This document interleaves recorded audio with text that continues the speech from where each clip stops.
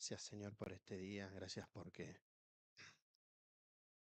entregamos nuestro ser continuo y constantemente a ti, Señor. Amén y amén. Puedes tomar tu asiento. Te invito a abrir tu Biblia en Mateo 28, del 18 al 20. Mateo 28, 18 al 20.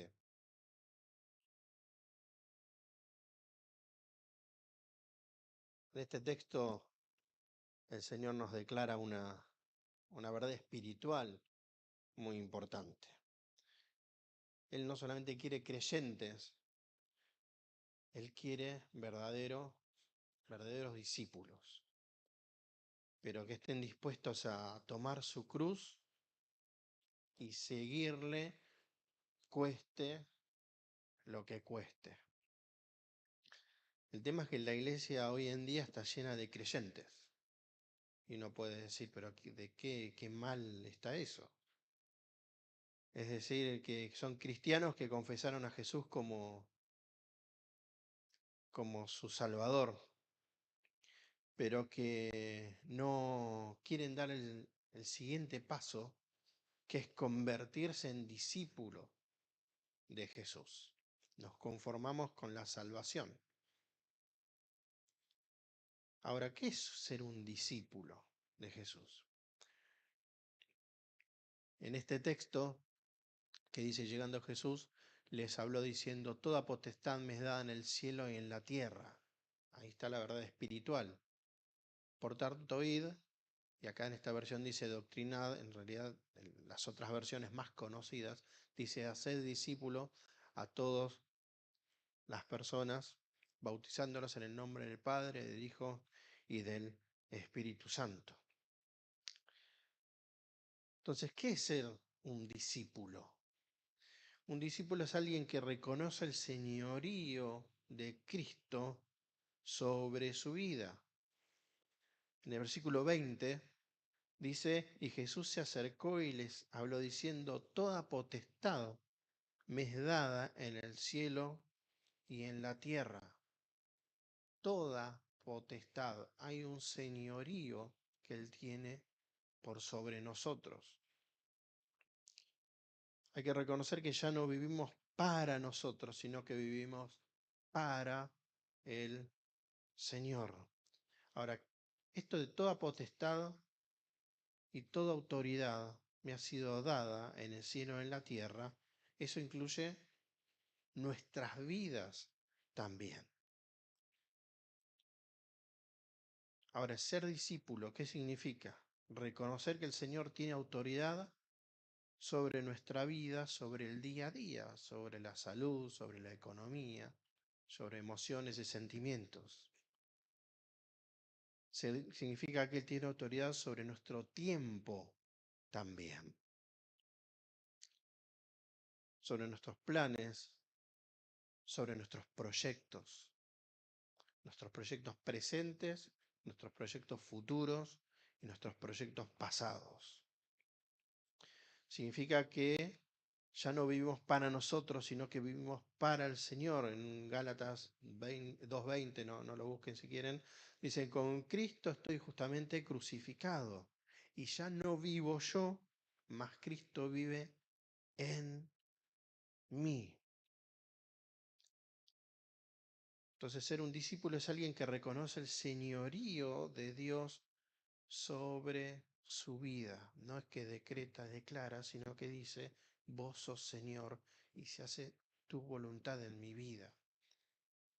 Y cómo reconozco esa voluntad en mi vida cuando tengo contacto con Él, cuando hablo con Él y cuando Él me responde y me contesta. ¿Y cómo sé cuando me responde y me contesta? Voy afinando mi oído porque Dios habla a través de las circunstancias, de una predicación, Dios habla a través de una canción, Dios habla a través de la Biblia.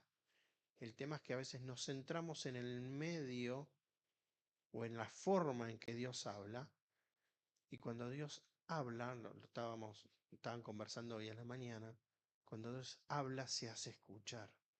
no falla. Dios no envía un mensaje que no llega o que llegue distorsionado. No importa la manera y la forma, sabemos que realmente es Dios, Él se hace notar. Por otra parte, un discípulo es alguien que gana almas para Cristo. Por eso dice, por tanto, id y haced discípulos a todas las naciones.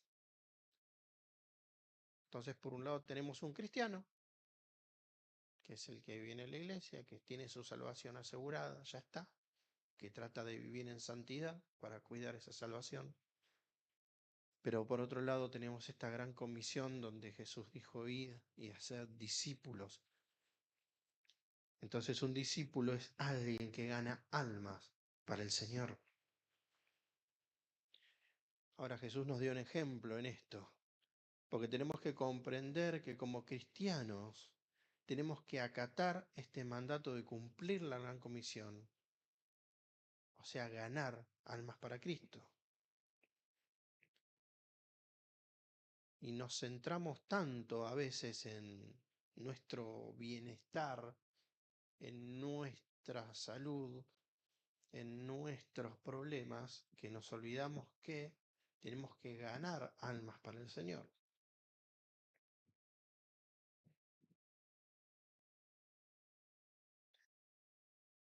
Ahora, si realmente somos discípulos, tenemos que cumplir esta responsabilidad de ir a los perdidos y llevarles el Evangelio. En Romanos 1 del 15 y 16 dice, así que en cuanto a mí, pronto estoy a anunciaros el Evangelio, también a vosotros que estáis en Roma, porque no me avergüenzo del Evangelio, porque es poder de Dios para salvación de todo aquel que cree, al judío primeramente y también al griego. Después encontramos también en 1 Corintios 9, del 16 al 18, pues si anuncio el Evangelio no tengo por qué gloriarme, porque me es impuesta necesidad. Y ay de mí si no anunciar el Evangelio. Por lo cual, si lo hago de buena voluntad, recompensa tendré. Pero si de mala voluntad, la comisión que me ha sido encomendada. ¿Cuál pues es mi galardón? Que predicando el Evangelio presente gratuitamente el Evangelio de Cristo, para no abusar, perdón, sí, para no abusar de mi derecho en el Evangelio. Cuando dice no me avergüenzo del Evangelio, no tenemos que centrarlo en que no me avergüenzo yo, sino el centro de este texto es porque es poder de Dios. Cuando yo presento el Evangelio, cuando algunos de nosotros presentamos el Evangelio, no quedamos avergonzados. Pretendemos que la otra persona entienda o venga a la iglesia, pero la mayor demostración del Evangelio es el poder de Dios. Y qué mejor que poder de Dios que en la transformación que Él ha hecho en nuestras vidas. ¿Se entendió? Qué mejor demostración del poder de Dios que la transformación que Él hizo en nuestras vidas.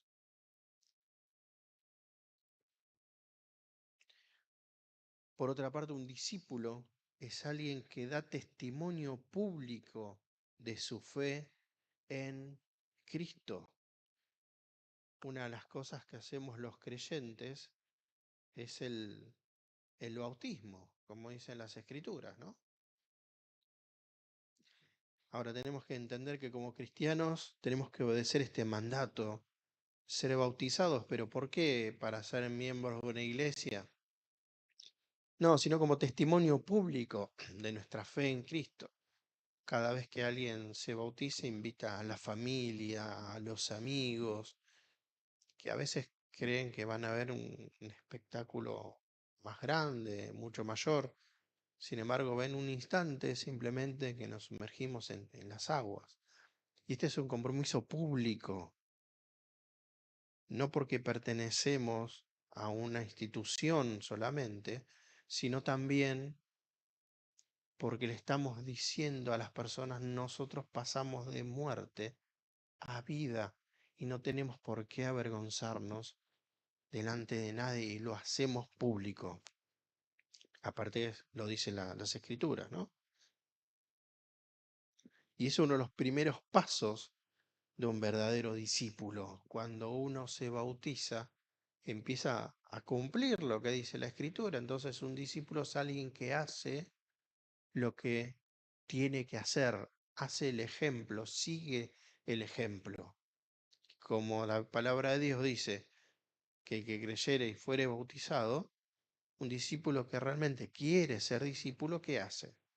Se bautiza, sigue lo que dice la palabra de Dios. Un discípulo es alguien que se identifica con Jesús en su muerte, como decíamos recién, su sepultura y su resurrección, que es lo que significa el bautismo.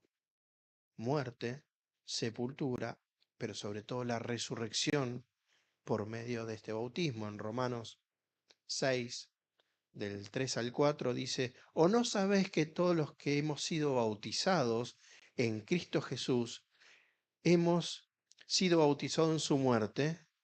Porque somos sepultados juntamente con Él para muerte en el bautismo, a fin de que como Cristo resucitó de los muertos por la gloria del Padre, así también nosotros andemos en vida nueva, más allá de lo espiritual que tiene el bautismo.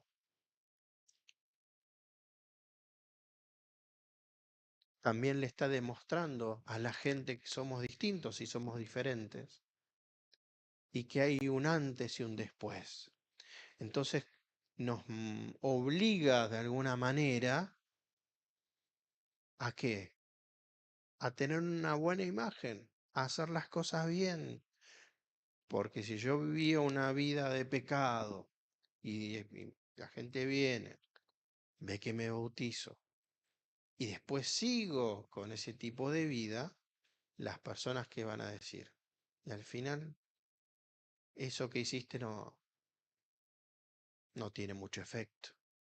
No porque tenga un efecto, no porque el agua me purifique de alguna manera y me haga distinto, sino es la imagen hacia la otra persona. Yo soy diferente, soy distinto.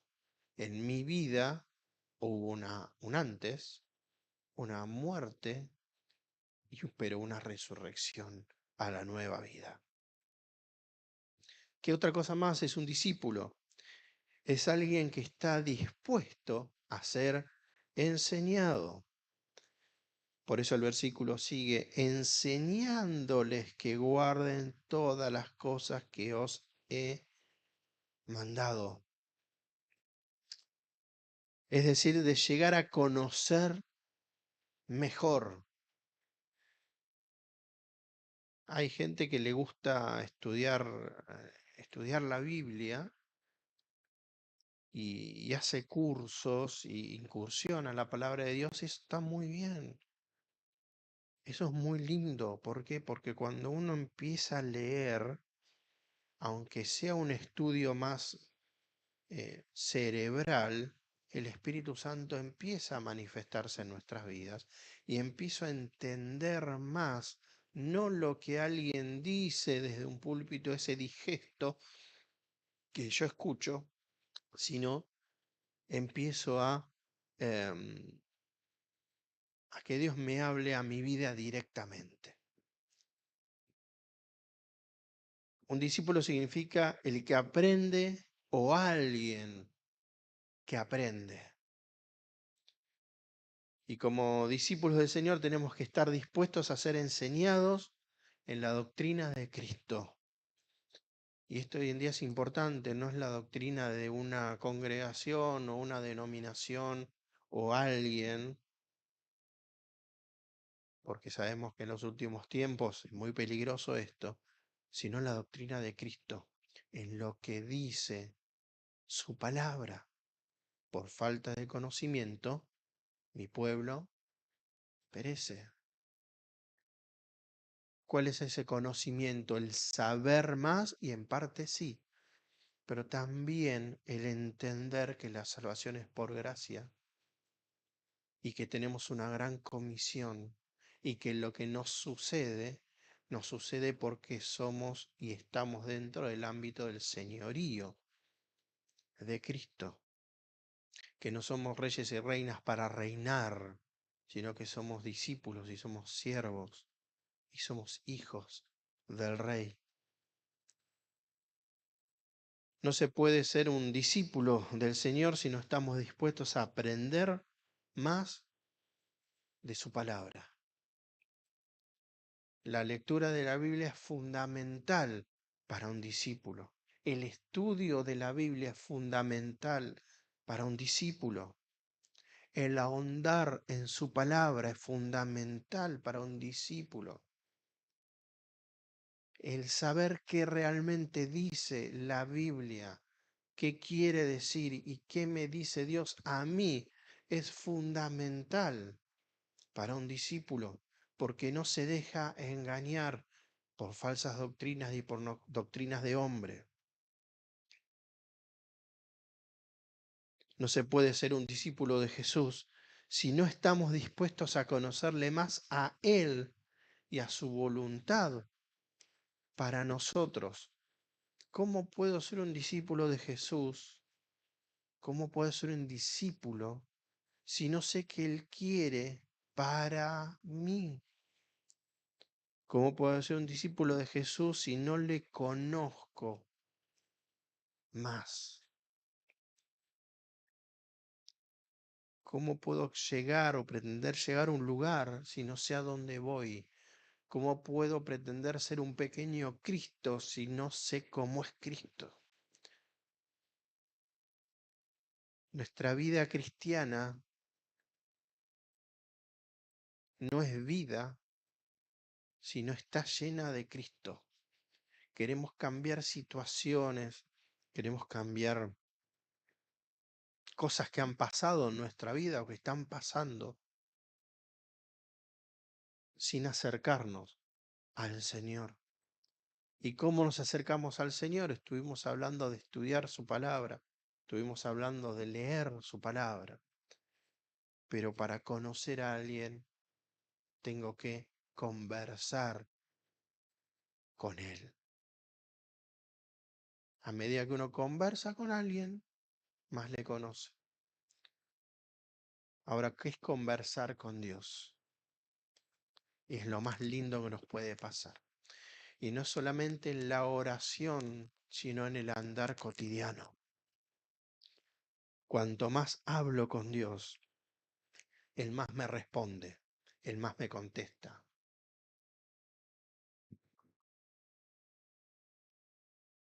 Jesús, en su andar en la tierra, podemos ver que en sus parábolas a veces hablaba del trigo, a veces de los peces. Él tenía una manera diferente de hablar de acuerdo al público con el que estaba. Jesús era una persona instruida. Jesús conocía idiomas, era una persona preparada. No era alguien un improvisado, todo sucio, que hablaba por hablar. Jesús sabía cómo dirigirse a su público.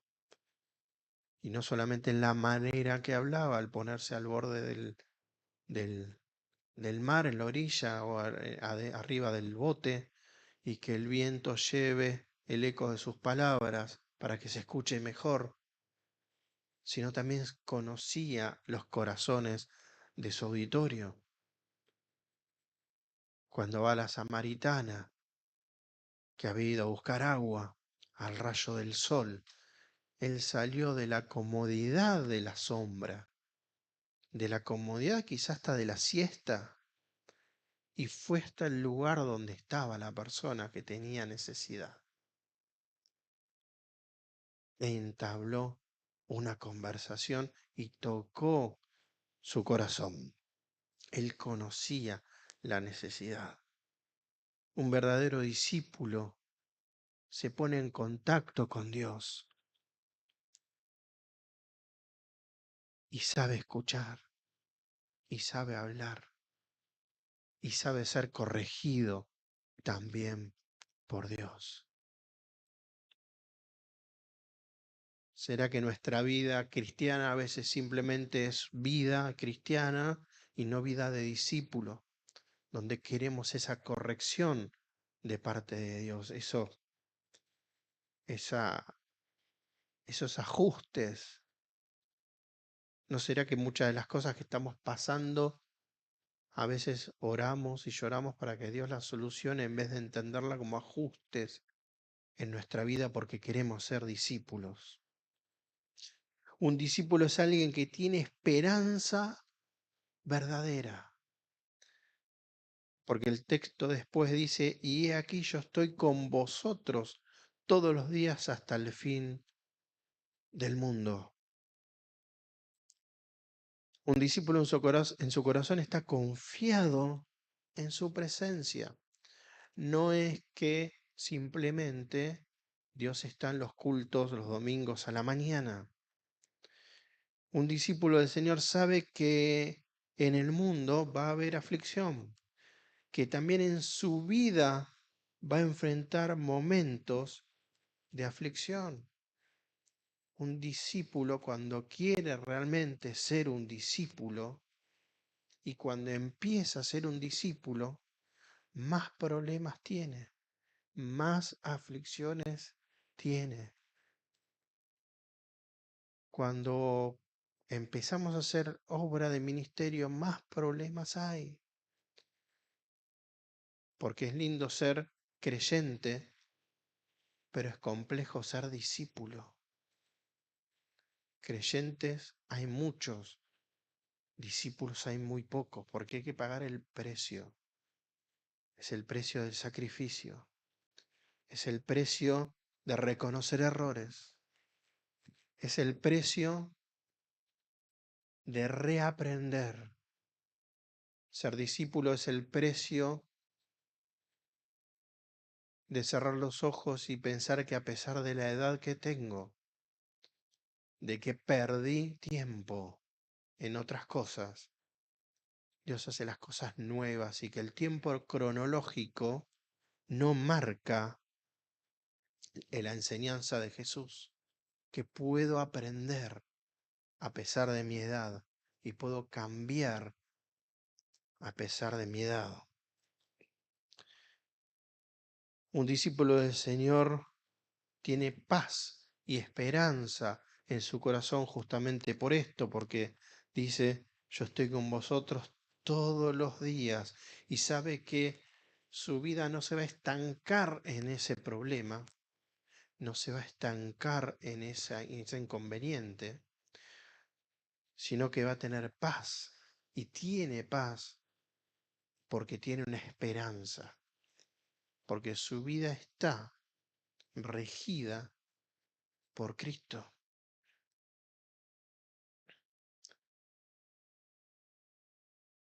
Su corazón está confiado en lo que Dios les prometió en su momento. Muchos de nosotros tenemos y tuvimos promesas de parte de Dios. Y nos llevamos por la emoción de decir, gracias Señor por esta promesa, qué lindo. Pero después la circunstancia nos dice que esa promesa no era tan así. Y nos aferramos a lo visible, a lo tangible, nos aferramos a lo que sentimos, en vez de aferrarnos a esa promesa que Dios nos dio, tanto en lo personal como en lo familiar o como comunidad cristiana. Nuestro corazón está aferrado a que su presencia está con nosotros hasta el fin del mundo, que eso significa que pase lo que pase. El versículo decía, he aquí yo estoy con vosotros todos los días. Eso es algo puntual, todos los días, día a día, hoy y mañana. No es un bloque entero, es todos los días. Y sabemos que, ¿sabes qué? Pase lo que pase. No solamente todo el tiempo, sino también de acuerdo a cualquier situación. Es fácil ser creyente, lo complejo es ser discípulo, es aprender del maestro. Lo complejo es cambiar, es resignar, es bajar los brazos cuando hay que bajarlos, bajarlo mi orgullo, mi ego, cuando hay que bajarlo. Eso es ser discípulo. Y muchas veces cuando veo que las cosas no van y no funcionan, ir al maestro y que el maestro, frenar, ir al maestro y él me habla y me dice qué es lo que tengo que cambiar. Y hacer ese cambio duele, duele mucho. Pero ser discípulo también es tocar fondo a veces. Y hay cuantos creyentes que tocan fondo y pasan años. Y no estoy hablando de gente no cristiana, ¿no? Y a veces cuando uno conoce a un adicto, siempre decimos que tiene que tocar fondo. Y es triste, porque uno no quiere que llegue a esa situación. Pero hasta que la persona no toca fondo y no pierde a veces absolutamente todo, no hay manera de que vuelva realmente atrás, porque si no se autoengaña. Yo puedo controlar esto, yo lo controlo la situación, yo, y el discípulo cristiano a veces es igual. Yo controlo mi forma de ser, yo controlo mi carácter, yo controlo cuántas veces puedo leer la Biblia por semana, yo estoy bien orando todos los días, yo puedo controlar cuándo congregarme o no, yo puedo controlarme no teniendo a nadie arriba que me pastoree o que me supervise, yo lo controlo, yo puedo, pero a veces como creyentes también tenemos que tocar fondo y es parte del discipulado. Porque a veces entendemos que el discipulado es para los que recién llegan a la casa de Dios, para los que recién se convierten, para los nuevitos. Pero yo creo que cuanto más años tenemos en la iglesia y en la fe, más necesitamos ser discipulados, porque más mañas tenemos. Por eso no hay que estar solos. Por eso siempre hay que estar con alguien que nos disipule. Hay que sentarse a los pies de Gamaliel siempre. Y si no saben esa historia y no saben quién es, búsquenlo en la Biblia. Siempre tenés que tener alguien que te corrija. Siempre que te tenés que tener alguien que sea la voz de Dios también y que te pegue un tironcito de orejas.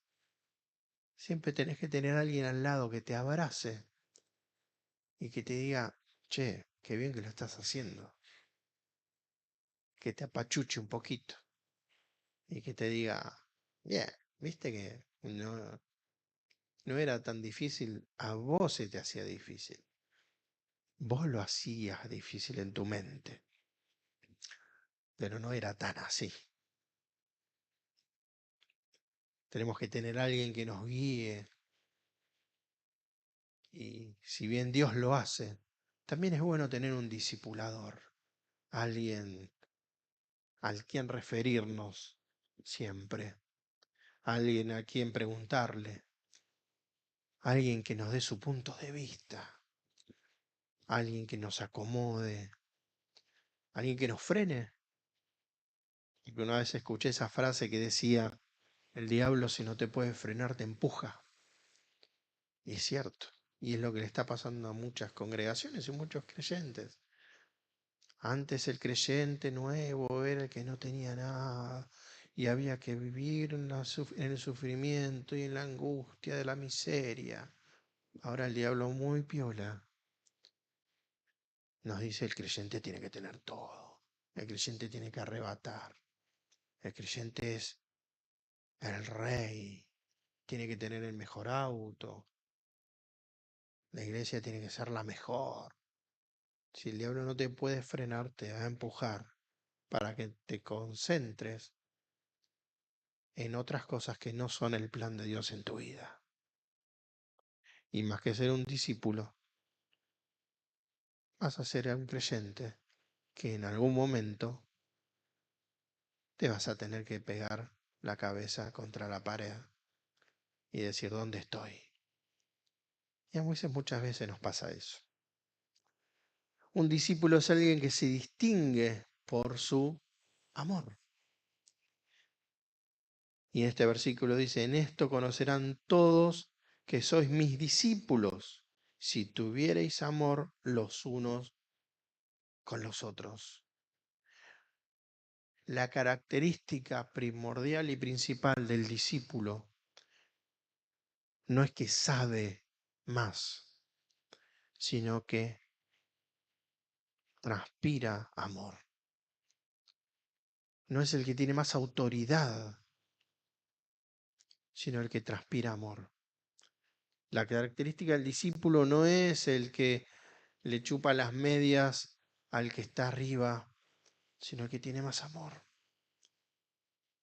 El discípulo no es el que abre la iglesia y cierra la iglesia, sino el que destila amor.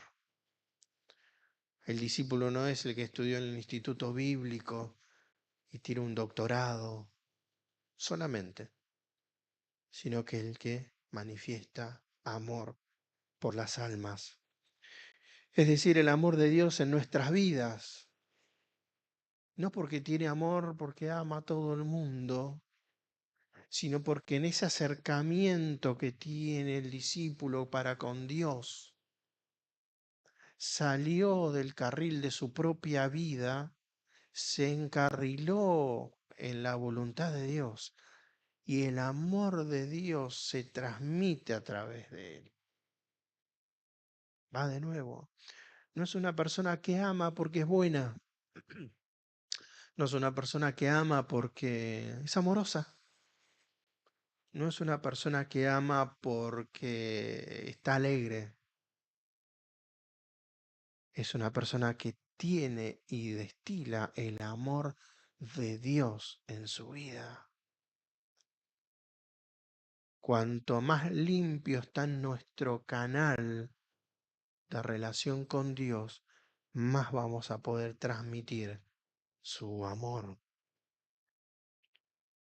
Ahora, como discípulos de Cristo en nuestras vidas, tenemos que reflejar el carácter del Señor. Yo no puedo ser discípulo sin reflejar su carácter, sin tener sus características. Eso me hace cristiano, pequeño Cristo. Pienso como Él, actúo como Él, me callo cuando me tengo que callar, hablo cuando tengo que hablar, tengo paciencia. Todos sabemos que el amor es sufrido, es benigno, y a veces decimos, oh, tengo que callarme, tengo que sufrir, no. Porque eso es una actitud humana. Si yo saco todo texto fuera de contexto, es un pretexto. Si yo saco ese versículo y lo pongo en un libro secular, lo puedo hablar perfectamente. Y en cualquier sesión terapéutica se puede hacer, decir, el amor es sufrido, no, vos tenés que bancártela porque pa. Pero el secreto de ese versículo es que no es mi amor, no es un amor mío, no es el amor que yo tengo, no es el amor eros, ni el filio, ni el ágape. Es el amor de Dios que está en mi vida, ese amor de Dios que se obtiene únicamente cuando estoy cerca de Él, cuando soy discípulo de Él. Al momento del conflicto sale de mi vida, puede hacerse manifiesto en mi vida. Y ya no soy yo, porque Cristo vive en mí. Y es cuando yo me sorprendo y digo, pensar que esta situación no la hubiese tolerado antes. pero hay algo diferente y distinto en mí, porque ya no estoy yo estoy menguando, Dios está creciendo en mí y hace que ese amor sea sufrido, sea benigno, todo lo sufre, todo lo cree y todo lo espera. Eso es ser un discípulo. Cuando un discípulo refleja el carácter de Jesús, cuando el discípulo refleja la bondad y no es mezquino, cuando no piensa en sí mismo, sino que piensa en el resto y piensa en el otro. Porque ¿cuál fue el mayor acto de bondad del mundo, de la historia? La entrega no solamente de Dios, de su Hijo, sino su Hijo en la cruz por nosotros. Entonces un discípulo no piensa en sí mismo, piensa en el otro, pero no porque viene de la herencia familiar de pensar así, sino porque es el reflejo del amor de Dios, como dije recién, que se hace manifiesto en su vida. Por otro lado, la humildad y la mansedumbre del Señor se ve reflejada en esa palabra, amor. Hoy en día está mal usada la palabra humildad. Se la compara con la pobreza y son dos cosas completamente diferentes. Pero sin embargo, la mansedumbre ya es algo característico del creyente y del cristiano. Un discípulo del Señor tiene que reflejar el amor de Dios en su vida. ¿En qué manera? En sus acciones, en sus actitudes y en sus palabras. En su vida. Lo dejo a tu criterio. En sus actitudes. Dios creo que ya nos está hablando.